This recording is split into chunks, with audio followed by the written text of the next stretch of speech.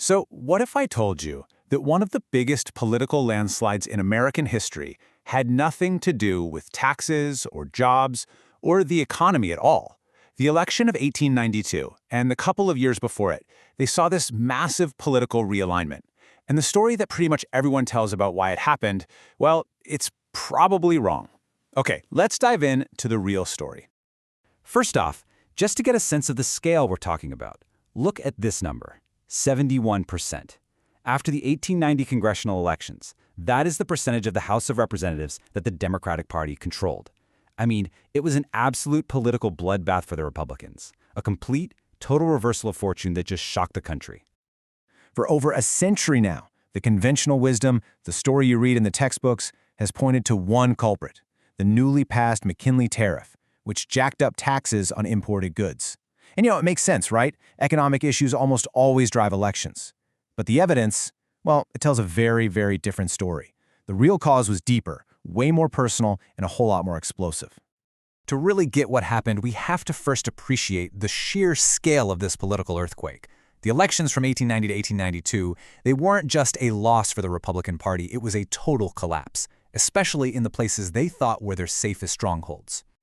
Okay, this slide is where it gets really wild. This is the Republican heartland, the Midwest. In 1888, as you can see, it is a sea of Republican red. Illinois, Ohio, Wisconsin, the whole shebang. Then, just 2 short years later, a complete tidal wave of blue. A region that they had controlled for decades was just gone. So here's the key. If a high tariff didn't cause this massive collapse, what did? The source material we're looking at is crystal clear. It was a culture war, a really bitter conflict over language, religion, and lifestyle that literally pitted neighbor against neighbor and ended up reshaping American politics for a generation. And this war, it had 2 very distinct armies, and they were fighting for 2 completely different visions of what America should even be. I mean, they didn't just disagree on policy, they disagreed on the fundamental purpose of politics itself. So on one side, you had a group called the Pietists. These were mostly native-born Protestants, Methodists, Baptists, folks like that. For them, politics was a tool, a weapon for a moral crusade.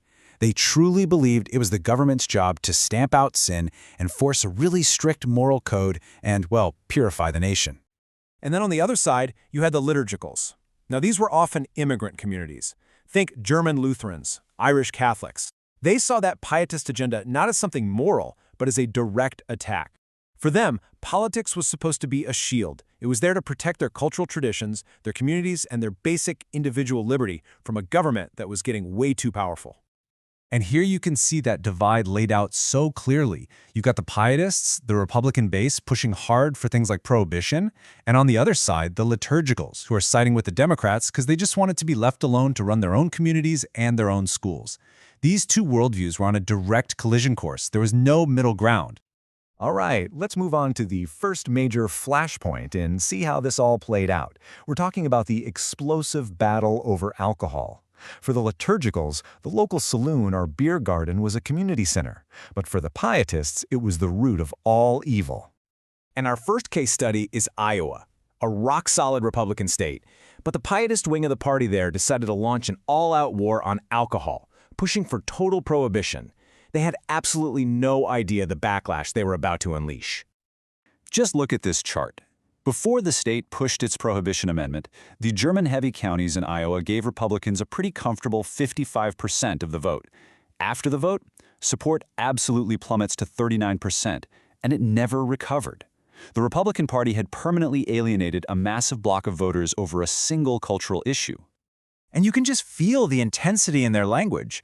The Republican candidate for governor, he didn't talk about economic policy. No, he called the election a struggle against the cursed barracuda, the saloon. For the Pietists, this was a holy war, and there was absolutely no room for compromise.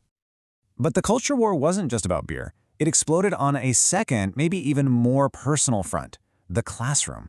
This was a fight over language, religion, and the right to raise your own children according to your own values. So up in Wisconsin, the Republican-controlled legislature passed something called the Bennett Law. It mandated that every single school, public or private, had to use English as the primary language of instruction.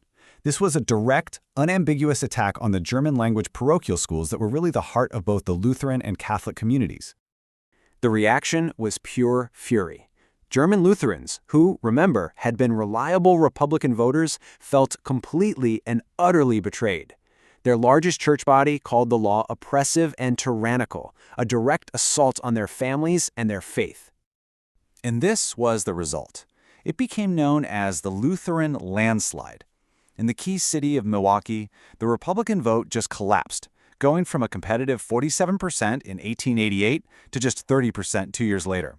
They had weaponized the schoolhouse, and in doing so, had turned their former allies into their most determined political enemies. So, after these absolutely devastating losses, the Republican Party was on the ropes. Their pietistic crusades had backfired, spectacularly. To survive, they had to adapt, and they came up with a new, and you could say, deeply cynical strategy for winning. Their new plan had three main parts. First, they quietly backed away from radical prohibition. Second, they basically reasoned that if they couldn't win the immigrant vote, well, maybe they should try to stop them from voting altogether. So they led a push for immigration restriction. And third, and this is a big one, they embrace women's suffrage. Now you might be asking, why support women's suffrage all of a sudden? This stunning quote from the famous suffragist, Susan B. Anthony, it reveals the ugly calculation behind it.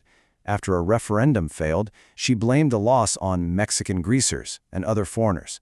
The political strategy was clear: give the vote to native-born, Protestant women who they believed would support their pietistic agenda in order to cancel out the growing political power of immigrant men. So what's the big lesson from all this great upheaval? It's that culture can reshape politics just as powerfully, if not more powerfully, than economics.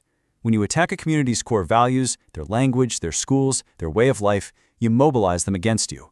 And it shows that political parties will do pretty much anything to adapt to a changing country, even if it means throwing their own principles right out the window. And you know, this history from over a century ago leaves us with a really provocative question that we should probably all consider today.